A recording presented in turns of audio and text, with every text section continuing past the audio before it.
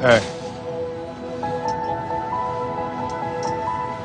don't ever let somebody tell you you can't do something. Not even me. All right? Alright.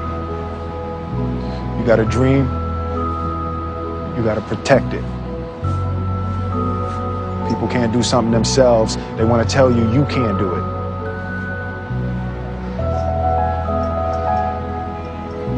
You want something, go get it.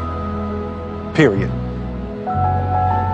Social contract has to do with the fact that someone's moral and/or political obligations depend on an agreement formed in the society in which they live. In other words, the society depicts how a person should act or feel. In decent and street families, there's an obvious difference in the social contract of street families and of decent families. A quote from Decent and Street Families says, "Almost everyone residing in poor inner-city neighborhoods is struggling financially and therefore feels a certain distance from the rest of America. The society that these street families live in influences how they view other people. Because their way of life involves gangs, skipping school, and working low-end jobs or going on welfare, they might believe that this is the black way of life." Blacks who come from decent families try to avoid the streets as much as possible. In one case, a girl named Yvette came from a decent family, but had relatives who were obviously street. So her parents tried to keep her away from her family so that Yvette could pursue her dreams of going to college to become a doctor.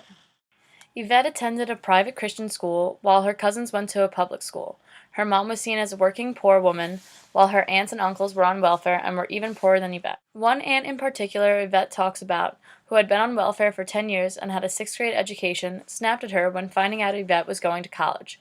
Her aunt said, "You might think you're better than me in regards that you're going to college, but you're not. You're really not anything." The social contract affects people differently in the way that they were brought up. In Lewis R. Gordon's paper, Existential Dynamics of Theorizing Black Invisibility, he says that the black body lives in an anti-black world, and that some black people try to distance themselves from that blackness. In some ways, Yvette's aunt might see her determination to attend college as a way for her to remove herself from her blackness and the rest of her street family. Social contract tells street families that they can't do certain things like go to college, but because Yvette grew up in a decent family, she knows that is simply not the case. She's going to become a doctor and do whatever it takes to get there. Yvette's street family tried to say that she couldn't go to college because they think that poor blacks can't go to college. Their reasoning for thinking this way has to do with the social contract.